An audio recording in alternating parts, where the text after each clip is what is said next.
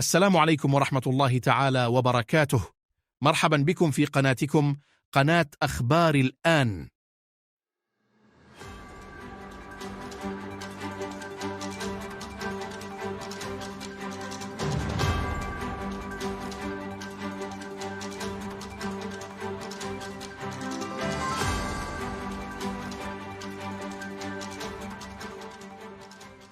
تبين أن أسعار المواد الغذائية قد انخفضت في الأسواق الدولية خلال الأسابيع الأخيرة، ولكن المستهلكين في المغرب لا يزالون يشعرون بارتفاع أسعار هذه المواد، وهذا ما تم التأكيد عليه من خلال المعطيات الصادرة عن المندوبية السامية للتخطيط.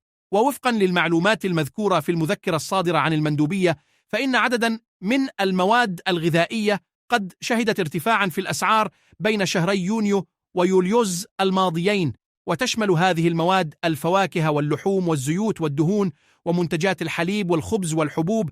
وفيما يتعلق بأسعار الخبز، تم التأكيد على أن أسعار القمح بأنواعه اللين والصلب قد انخفضت بشكل ملموس، ولا تقوم الدولة بدعم القمح اللين كما كانت تفعل في السابق، مما أثر على استقرار سعر الخبز الذي يباع للمستهلكين بسعر محدد.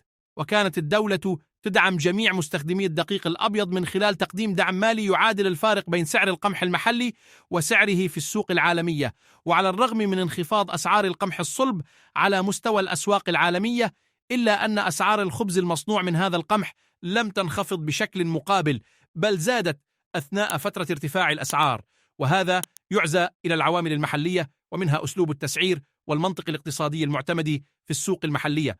من ناحية أخرى، يشهد مؤشر الأسعار العالمية لمنظمة الأغذية والزراعة FAO الذي تتبعه الأمم المتحدة انخفاضا كبيرا في تكلفة العديد من المواد الغذائية مثل الحبوب والزيوت النباتية والسكر.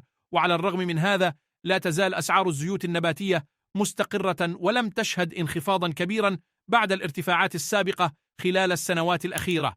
تشير آراء الفاعلين في قطاع التجارة إلى أن ارتفاع الأسعار يعود إلى عوامل العرض والطلب في السوق، بينما يشدد بعض المشاركين الاجتماعيين على أهمية تدخل الدولة لحماية القدرة الشرائية للمواطنين، ويتطلب ذلك إعادة النظر في استراتيجيات الدعم والتسعير للمواد الغذائية، خاصة تلك التي يعتمد عليها الأفراد بشكل أساسي في حياتهم اليومية مثل الخبز. وفي الختام، تظهر هذه المعطيات تحديا يواجه المغرب في التوازن بين الأسعار العالمية وتأثيرها على الأسعار المحلية، وضرورة اتخاذ إجراءات حكومية مناسبة للحفاظ على استقرار الأسعار وحماية القدرة الشرائية للمواطنين.